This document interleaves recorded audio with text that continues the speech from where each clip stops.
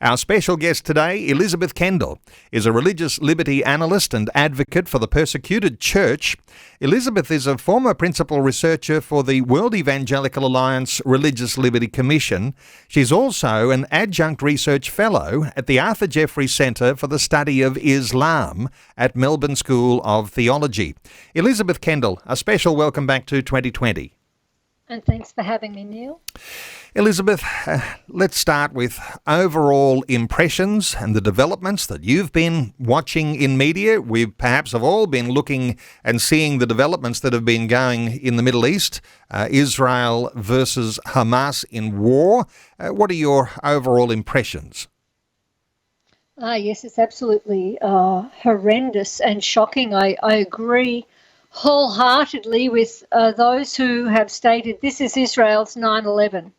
This will change everything, I think, in the Middle East, and it is Israel's 9/11. They have never experienced anything quite like this, with like 900 dead, I think, in the first 24 to 48 hours. Something like 5,000 rockets, I think it was, in a matter of hours. This is coming from a little statelet that can't afford to feed its own people or provide, proper sanitation or jobs, but they can afford to build up an arsenal like this. So it's been horrendous, and the taking of captives, that's been probably the biggest difference. The fact that Israeli intelligence just so phenomenally failed, and that Israeli security just so phenomenally failed, has caused probably a huge trauma right through Israeli society. What are your thoughts on the intelligence failure? Because Israel has been renowned, or at least the reputation has been, that they have a very, very strong and very well-connected intelligence apparatus, Mossad, and in fact connected, no doubt, globally with all sorts of other intelligence agencies too. What are your thoughts on the fact that there has been a failure here?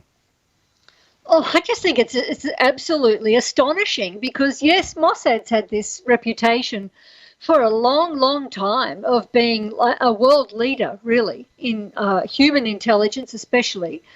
I have heard that there's been a greater increased reliance on trying to develop artificial intelligence in their intelligence gathering. Sometimes the more intelligence you have, the more difficult it is actually to see through it all. So maybe that's been part of the problem. But, MI6 never saw it, British intelligence, and the CIA never saw it coming. So, the world's leading intelligence organisations were essentially taken completely by surprise. And I think the fact that it took Israel's security forces so long to respond was a real shock for everyone as well. Another intelligence agency called the Middle East Media Research Institute. Is there some sense in which they may have even foreseen such an event coming?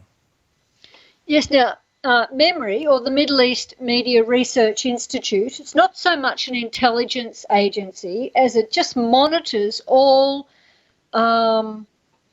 basically open source material in the Middle East. So none of the stuff they're monitoring really is secret. It's just open source, Arab language, Persian language media. And they analyse it, they put the pieces of the puzzle together, and they report on it. So they monitor education material, for example, that's being taught in Palestinian schools. They monitor what the Ayatollahs are saying in their speeches on Friday afternoons and things.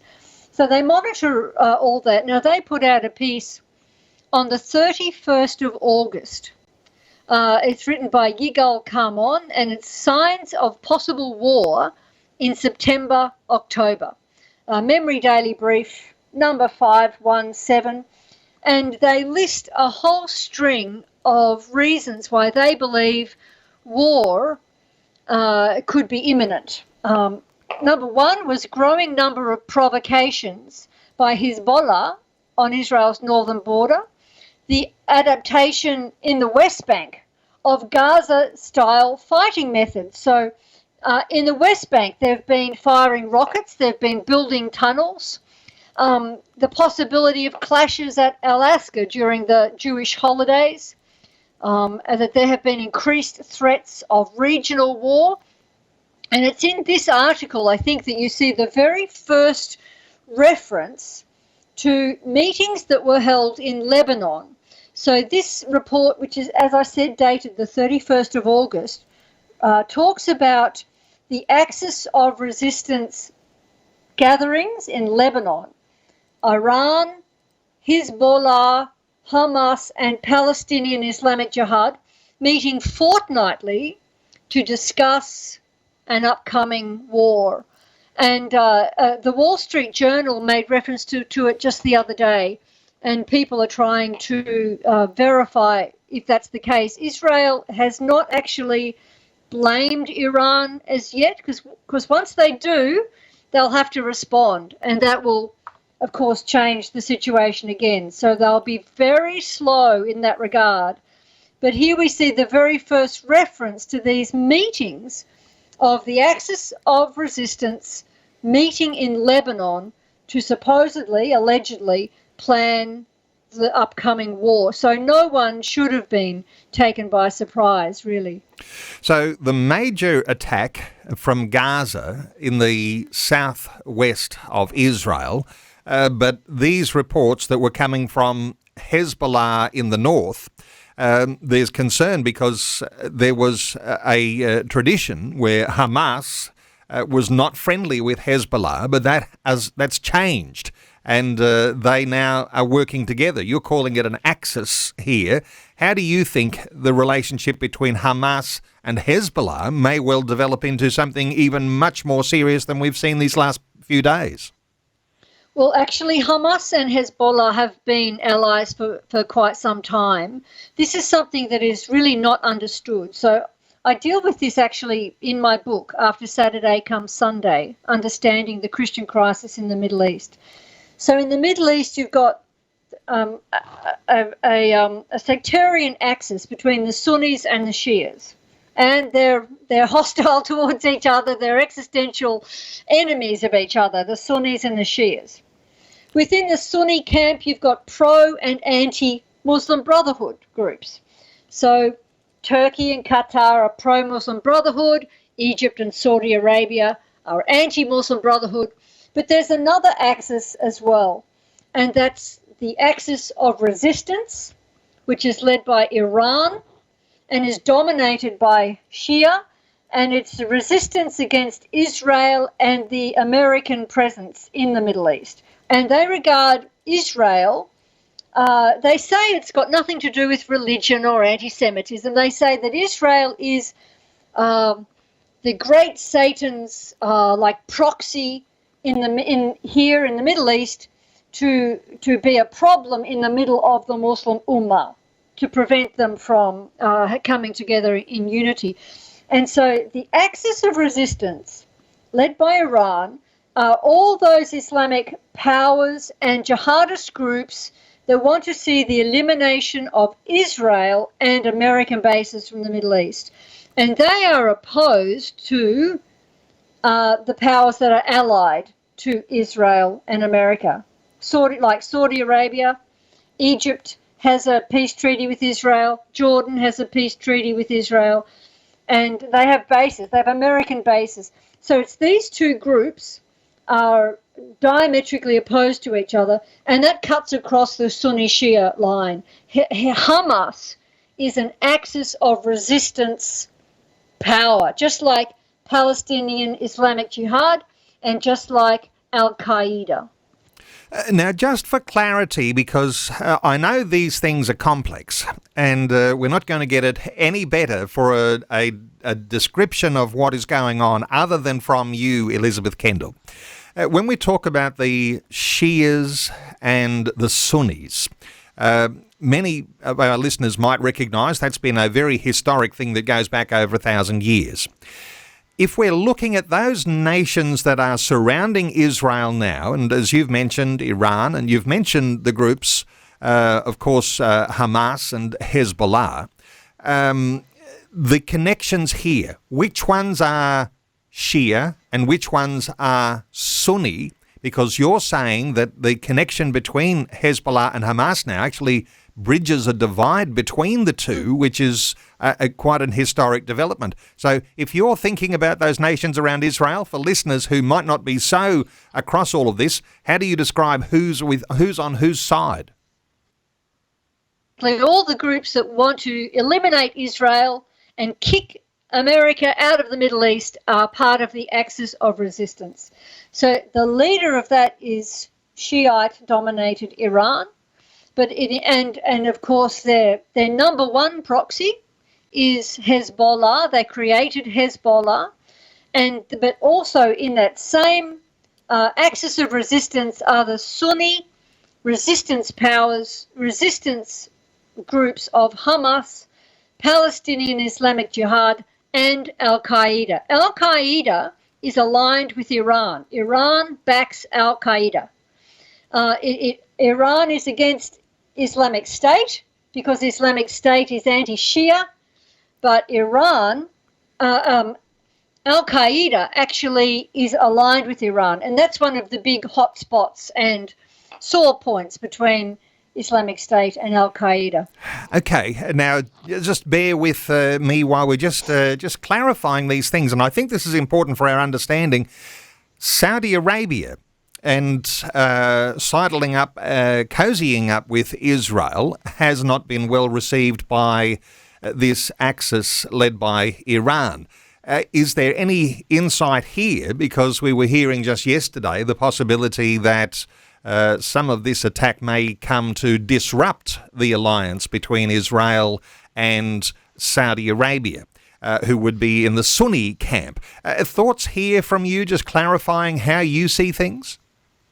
Yes, so there's quite a few analysts who believe that this is one of the key reasons why the axis of resistance have been in this particular attack by Hamas has moved at this particular point, because Saudi Arabia is working through the process of normalization with Israel. Now, the Saudi royal family is anti-Muslim Brotherhood and is very money orientated. I think Mohammed bin Salman and others in the Saudi royal ruling at the present time are more interested in money than they are in Islamic purity. I often think they're probably likely to find themselves getting assassinated. In fact, there was an assassination attempt on Mohammed bin Salman a few years ago, and he was shot inside the palace. So this will split Saudis.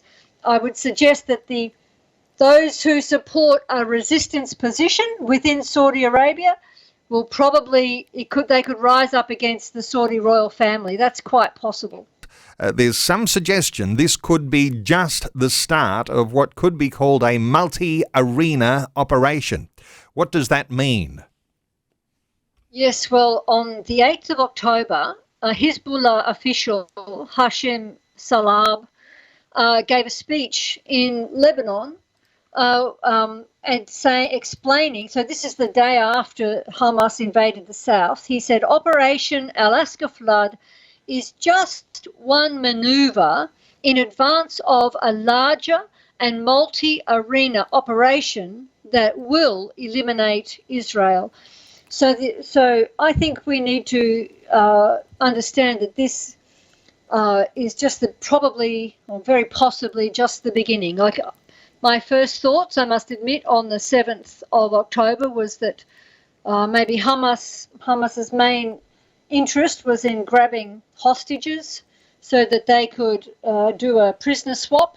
I mean, a number of years ago, they managed to get, I think it was 1,000 Palestinian prisoners, so jihadists and criminals released from Israeli jails, in exchange for one Israeli soldier, Gilad Shalit.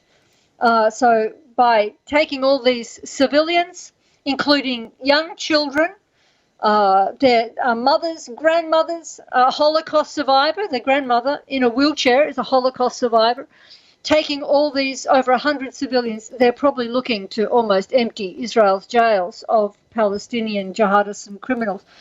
But I think actually when I read this speech, I think it could be much more than that. I think it's quite possible we might see multiple moves in the coming days or weeks, and it's quite possible that maybe all the pieces are in play so that if Israel, just say Israel was to, determine that Tehran had a leading role in this attack, and say they launched a missile against one of their military facilities or a nuclear facility, we could see Hezbollah already in place in various places all around the world to make a response. And we could also be maybe anticipating an escalation at the northern border. Maybe we could be anticipating an escalation within Israel in places like Nazareth, where there's always been quite hostilities from the increasingly radicalized Arab population, and various West Bank places where I think we could see maybe an escalation. Maybe it's already planned in advance and it's just going to be slowly rolled out. I think I found that really a disturbing insight. We're taking calls 1-800-316-316. Let's take a call. Anne is in Labrador in Queensland. Hi, Anne. Welcome along. Oh, yeah, thank you. Thank you, Elizabeth, what you're explaining. And I know it's terrible what happened and what is happening. How has this looked from a biblical perspective to Israel? Because I remember when we're saying, look at Israel, and you'll see, from there, what about Jesus coming back and everything else, and also from Matthew 24 when he says there'll be rumours of wars and stuff happening. So I just want to know from the biblical perspective how this is planning out. I know what happened is terrible, and the hostages and things like that. Good thoughts there, Anne. Your thoughts here, Elizabeth? Look, that's that whole area of like end time prophecy and everything is something that I don't get into very much. It's not really what I do. I'm the wars and rumors of wars have occurred all through history. Even in the very first century after the ascension of Christ, the early church felt that the situation was so bad that Christ must be about to return any minute now. And, the Apostle Paul had to write and encourage them to persevere. I think Christians in every single age have anticipated the imminent return of the Lord. And I think what's important for us is to know that the Lord is going to return. And until that day, there will be sin in the world, greed and hatred and false religion and lies. The father of lies, the devil, will be out there trying to wreak havoc everywhere and to destroy the image of God in the world. And the church has, its responsibility remains the same, to pray and to spread the word that Jesus saves and transforms, and to spread the gospel of peace.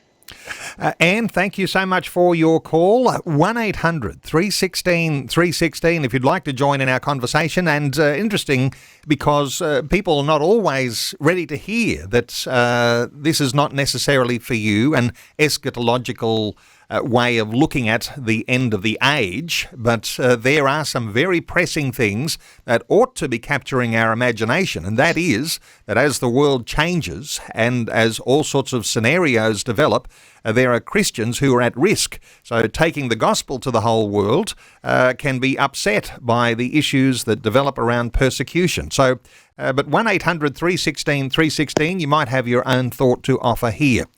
The danger in Israel and Gaza, death and destruction, the fault of really this axis of the ones that we're talking about here. What about the international community and any ways that they're supporting? I mean, it's one thing to talk about Shias and that axis, but what about the international community and and the fact that so many have simply endorsed these sorts of actions that have led to terror.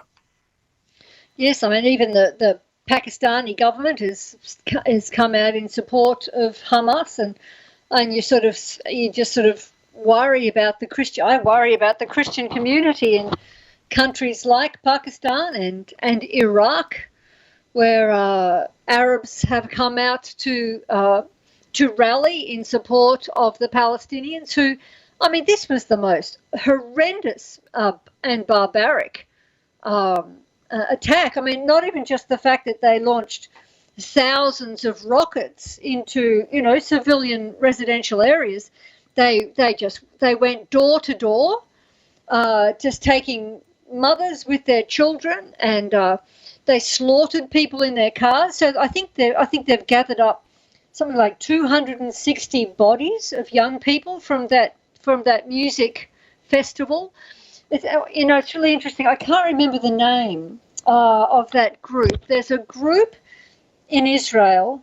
It's a volunteer civilian group that have made it their mission to make sure that no physical remains of Jews or Israelis remain on the road and in the dirt after a terrorist attack.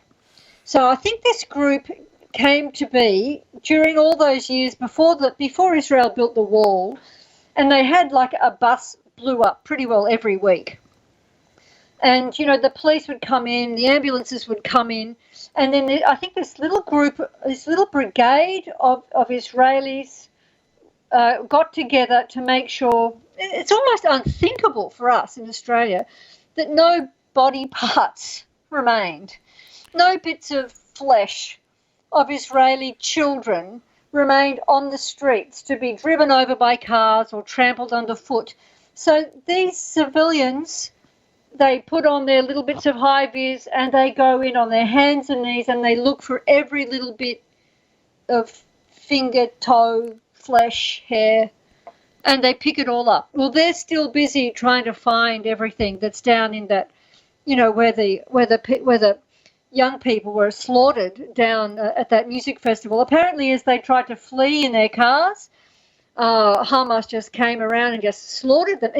To me, it was almost the same as things I was reading from 2014 when ISIS came into Mosul, and people were trying to flee out of Mosul in their cars, and ISIS came up in their white Toyota Hiluxes and just machine gunned through all the cars. And this is exactly what Hamas was doing down in southern Israel. And the thing that really bugs me is the degree to which left-wing in the West, the far left, like the real neo-Marxist radical left in the West, has become really pro-Palestinian to the point of being pro-terrorist almost. It's just appalling. I mean, I even heard someone in my own local church basically suggest that, this is all Israel's fault. They've probably brought, like it's a false flag, or they've set it up so they can just go in and kill Palestinians. I'm thinking, I can't believe it. We had to have a really good little talk. And apparently there have been Anglican ministers in Melbourne who have come out in favour of the Palestinians. And as we know, there was the police in Sydney allowed a pro-Palestinian rally where people chanted, "Gas the Jews, gas the Jews." And the police, allowed it to go ahead outside the Opera House. But imagine what it would be like to be a Christian in Iraq when you've got this happening all around you and your government is supportive of it and you're just this little vulnerable minority. And you know that once the Jews have been attacked, it's next the Christians. That's what after Saturday comes Sunday means. After the Jews, it'll be the Christians. And that's something we might follow through on as well, because there are some vulnerabilities, and particularly after last night's protest at the Sydney Opera House, that might cause everyone who is a Christian to actually be a little on edge because of the way that was conducted. Let's see if we can squeeze in another call before news. Judy is in Canberra. Hi, Judy. Oh, hi, Neil. Hi, Elizabeth. Judy, very quick, what's your thoughts? Well, I was just had a coffee with a friend who's a refugee from Syria, and I just found it interesting, the perspective that Israel is the aggressor and at fault. It's just beyond my comprehension. Where is that thinking coming from? I mean, you're speaking about that now almost. I know from Scripture I'm to pray for peace in Jerusalem, I'm to support Israel, stand with them, which is what I do, and yet so many people don't look at it that way. No, people don't see it that way. Judy, a very quick thought here from Elizabeth. This is something we should pick up after the news, because this is really, really, really important.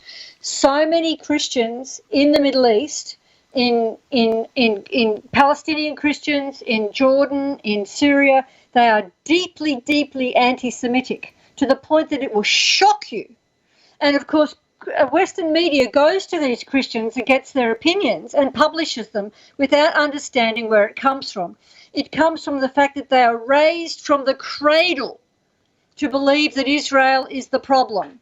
Israel is all their problems, the problem of their poverty, their everything. Israel is the aggressor. It's not the Arabs' fault. They are also they are raised in a state of dimitude. This is all tied up with dimitude. They are from infancy. They know that the only way to survive is to hold these positions. Because if you come out as a supporter of Israel in any of those countries, you will be lynched within minutes. So this is a deeply rooted thing, and it needs to be understood. Elizabeth Kendal, come back to just something we talked about just before the news, and then we'll take some calls. You mentioned a word that a lot of listeners might not be so familiar with. This word, dimitude. The thought that anyone who's not an Islamic Muslim becomes something like a second-class citizen. How do you describe dimitude and what that looks like in the support that comes from those nations around Israel teaming up against them? Well, dimitude, historically, when Muslims took over the various countries or communities which were non-Muslim, they established themselves, they established ruling powers over these peoples. They gradually colonized the peoples, but they set up what was known as the Dimmer Pact. So polytheists would be killed, right? They were unacceptable and would be killed. Jews and Christians, who they identified as the people of the book, they could stay alive, right? Because they usually were educated, they were skilled, they were farmers, they turned oases, they created oases in the desert, and the Muslims learned that if they wiped them all out, everything went back to desert. So they developed this system whereby they could stay alive and even keep their religion as long as they submitted to the rule of Islam and to Islamic norms. And the Dimmer Pact was an agreement, a covenant between the Islamic overlords and the subjugated Jewish and Christian peoples. So the Jews and the Christians, in order to stay alive and be allowed to keep their religious identity, and had to become dhimmis, and dhimmis always had to be below the Muslims. So they weren't allowed to ride horses, they could only ride donkeys. If they came up against a Muslim who was walking, they'd have to get off their donkey and make sure their head was lower than the Muslim's head. Their houses had to have lower roofs than the homes of Muslims. Their churches couldn't have crosses or steeples because they had to be below the height of the mosque. All this sort of stuff. They had no legal rights. So Muslims could kill Christians with impunity, because Christians were not, and still are in Muslim countries, Islamic states, not allowed to take a Muslim to court, right? A Christian cannot challenge a Muslim in court according to Sharia law and the laws of dimitude. This means you are a sitting duck. It's just terrible. So what happens to the Christians and Christians in this situation is that they develop this like a spirit of subjugation, a spirit of dimitude, and it's fear-driven. It is all about fear, because the dimitude says you live as long as you submit and you don't break the covenant. As soon as you break the covenant, right, the Dimmer Pact, then jihad is to resume against you. And so holy war resumes and you can all be wiped out. So the Christians get used to living in a state of abject submission and fear. And that goes on generation after generation after generation. And that's the reason why Christians all through the Middle East, 99% of them, will come across as being deeply, deeply anti-Semitic. Because if you grow up in Gaza, if you grow up in Jordan, then that's the only way to survive. And it's the only thing you've ever learned. And if you're a Christian, you'll be taught that you have to be that to survive. And we're not under that regime in Australia, and we can speak the truth, and hearing you be able to articulate those things is a breath of fresh air, Elizabeth Kendal. So the thought of the push to annihilate Israel, it's really about this forced submission to Islam, and there would no doubt be some sort of Dimmer Pact that would be a part of, the Hamas or the axis that we've been talking about, bringing Israel under some level of submission. That's the goal of all of these people who are in the axis. Is that the case? Oh yes, absolutely. They would establish an Islamic state across the Middle East. Yes, and any surviving remnant of the Jews and Christians of the Middle East would be subjugated under a Dimmer Pact. Okay. And for me, one of the big... sorry. That's all right. No, I've got lots of calls that we'll try and get through, and just a short time. So let's take some calls, and we'll get a brief response from Elizabeth. Let's hear from Catherine in Esperance in Western Australia. Catherine, welcome along. Hello, Catherine. Are you with us? Catherine, you might need to call us back. 1-800-316-316. Let's try Richard in Alstonville in New South Wales. Hi, Richard. G'day, guys. I had a question, or two questions actually. One, first of all, for Elizabeth. Going back to, I think it was 2 years ago when President Trump was president in America, and he made the agreement to shift, I think it was the American embassy to Jerusalem. Somewhere around that. It was a treaty or something with, I think, Benjamin Netanyahu, who was still Prime Minister in Israel, and then Australia also supporting that movement. Coming forward to, I think, was it earlier this year when Anthony Albanese and our Foreign Minister Penny Wong pretty much isolated Israel in a way, and then the comments of the last couple of days with the Prime Minister. I mean, obviously supporting Israeli people and people in Gaza. What is your thoughts on, because it's kind of confusing to me, the whole situation. Who do we take for their word on it, or yeah? So, as I understand it, Penny Wong has reversed a decision from the earlier coalition government about recognising Jerusalem as the capital of Israel, and therefore there's issues around embassies and such things. Elizabeth Kendal, have you got more light to shed on those things that Richard is talking about? Not a real lot. I think it's almost a side issue. I think the issue of Jerusalem's really, really important. I mean, David made Jerusalem his capital in 1000 BC. The whole idea that it's not the capital of Jerusalem, not the capital of the state of Israel, is sort of almost bizarre to me. When the land was originally partitioned, Jerusalem was supposed to be an international city, so there would be Jewish areas and Arab areas. And remember, they were Arab areas. There's no such thing as a Palestinian at that time. Idea of Palestinianism really wasn't invented until about, I think it was after the 6-Day War. The Palestinians are Arabs. They're all Arabs. But now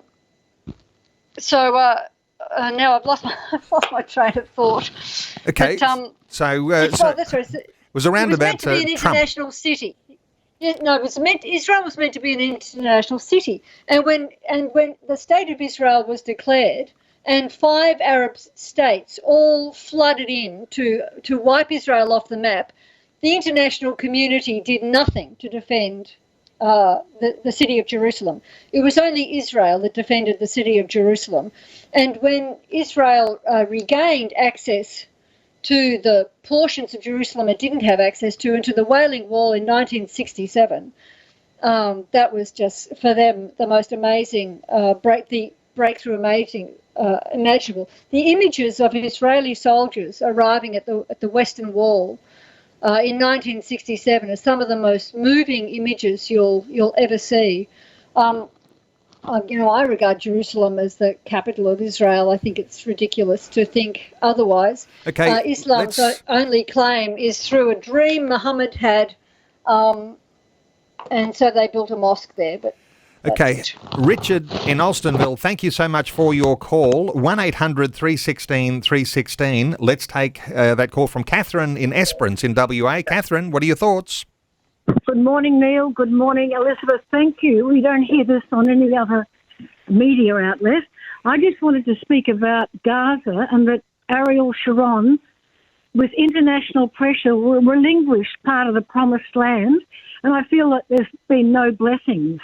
And that I think Israel has to take back Gaza. And I know the international community will squeal, but I think it's a really time for battle, and all of these forces are anti-God. And I just wanted to say that nothing will stop the plans and purposes of God. Good thoughts, Catherine. Elizabeth? That's really, really interesting, because so Ariel Sharon pulled Israeli troops out of Gaza in 2005 in basically a we withdraw in exchange for peace deal, sort of like a land for peace deal. But Gaza is still part of Israel. It's just that it's ruled by Hamas now, and that's because the Palestinians elected Hamas to rule over them in democratic elections.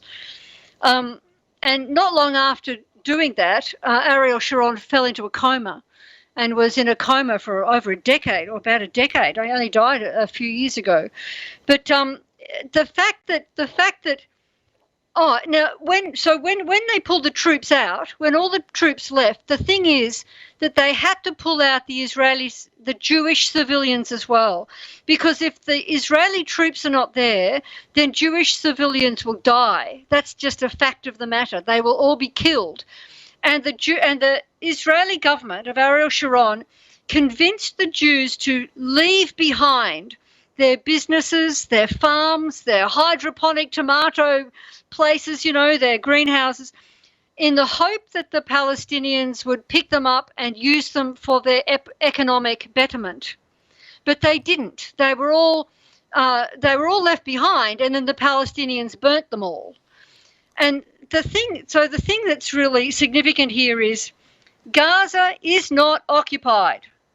Gaza is not occupied. The Israeli troops left Gaza. All Jewish people have been taken out of Gaza. And what happened? It turned into a terror camp, a terror training base, and from where terrorist attacks could be launched into Israel. And I think Israel will have to retake and reoccupy Gaza. I don't think there's any other way that they can do it. And this just shows why they cannot pull their troops out of the West Bank. It's just not possible.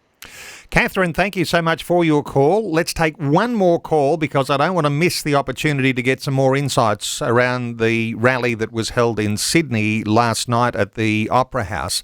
But let's take one more call. Val is in Mackay. Hello, Val. Welcome. Oh, hi.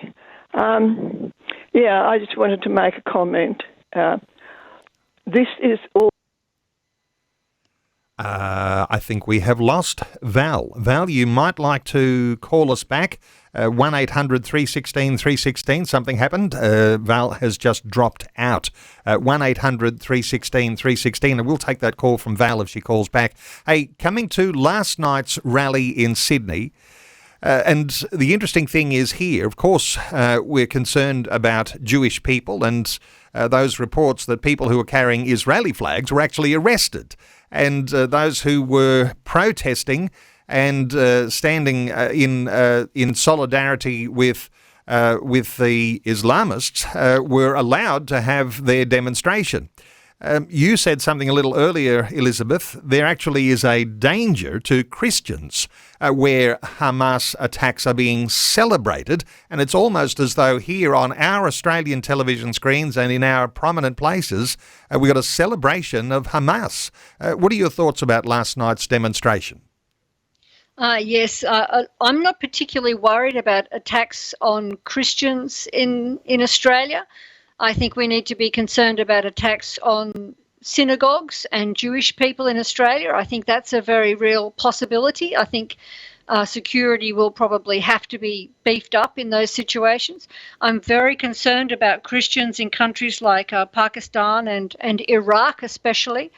I'm also concerned about very vulnerable Christians whose lives are at risk, and that the whole war in the Middle East might create a smokescreen under which horrible atrocities can be committed without people looking. Like, everyone's going to be understandably attracted to what could be an expanding, accelerating, almost heading for World War III type situation in the Middle East.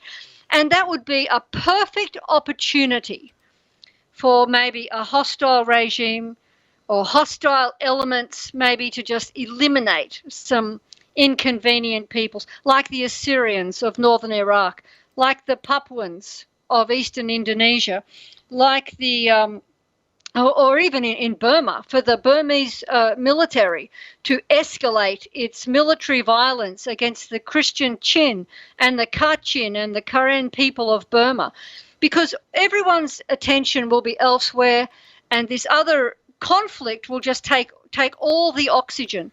And I would think it would be a perfect opportunity for Azerbaijan and Turkey to advance through the Caucasus. So I think there are a lot of people who are very, very vulnerable right now, simply because the eyes of the world will not be on them, and no one will have time for their problems. Let's take that call from Val in Mackay. Hi, Val. Hi, I'll try not to drop out this time. I just wanted to comment that this is all part of a much bigger picture. The Bible is about the inheritance and who possesses the inheritance. And God gave Abraham's physical descendants the land of Canaan, which is Israel, and he gave his spiritual descendants the earth. That's Romans 4:13. And we're in a much bigger war of Satan against the people of God for the earth, and the earth to belong to the kingdom of God. And so there's always this opposition against the possession of God's heirs in Israel and also in the church. Val, good thoughts there. Let's get a response here from Elizabeth. Yes, really great point. And the great thing for us to remember as Christians is that in every war there is a decisive battle that determines the outcome of the war. Analysts will tell you that the Battle of El Alamein in North Africa, the Battle of Stalingrad, in World War I, they were the key, decisive, pivotal battles that determined the outcome of the war. And the war rolled on, and the chiefs knew that it was over, but the people on the ground didn't. In fact, things get worse on the ground after that because there's more killing. Usually there's more desperation. People make, the generals make really desperate orders. They do desperate things, and often things get worse after the decisive battle has already been won. And for us as Christians, the decisive battle was won on the cross. Jesus Christ has won the victory already over sin and death. The devil has been defeated. And what he is doing now is just spinning out of control. He is essentially saying, if I'm going down, I'm going to take as many of you with me as I can. He is not going to relent, but he has lost. And basically we are in a stage of what a military analyst would call mopping up. And what the church must do is we do not despair. We do not say, oh, it's so terrible, I don't want to look at it, or I don't want to think about it. We have to get really, really busy with the business of the church. And the business of the church is mission and prayer. We have to, I think most people understand about mission being the business of the church, but prayer is the business of the church too. And we should be really serious about the business of coming into the courts of the Lord day by day and in our congregations week by week, praying through these issues and not just thinking that we have nothing to do with it or nothing to bring to it. God works in this world through his church and in answer to prayer. And we have a huge part to play in the kingdom coming on earth. Thank you so much to Val in Mackay for a good contribution. And we've got a line under any other calls. In fact, time has run short. But I know that there'll be a lot of people at a time like this, Elizabeth, looking for understanding of what's going on behind the scenes, historically, spiritually, biblically, and you've got some tremendous insights, especially when it comes to all of the bigger dimensions that come so far as persecution of Christian believers around the world. But I know that listeners certainly will be interested in your book, After Saturday Comes Sunday, Understanding the Christian Crisis in the Middle East, because that all has to do very much with the sorts of things that are playing out right now. Elizabeth Kendal is a religious liberty analyst and advocate for the Persecuted Church. You can connect with Elizabeth at elizabethkendal.com. Elizabeth Kendal, that's KENDAL.com. And, of course, Elizabeth, you're also onto some other platforms too, just for listeners who want to connect with you and even a younger generation. How are they going to connect with you? I'm really not doing much on Instagram at the moment anymore. I'm just really I'm struggling to keep up with a few things. So the prayer bulletin is the main thing that I'm writing on. But I do that because I really do believe in the power of prayer and the purpose of prayer, that God has ordained prayer as the way he works through the world. I think we underestimate the power of prayer to our peril. And you are an advocate for Australians taking up the challenge of praying internationally and for our issues at home as well. Elizabeth, you write about these things. You're an advocate for these things. No doubt you'd like a few more prayer supporters yourself, and even perhaps a financial contribution or two as well wouldn't go astray if those who want to support you. ElizabethKendal.com. Elizabeth, thanks so much for sharing these insights with us once again today on 2020. And thanks for having me, Neil.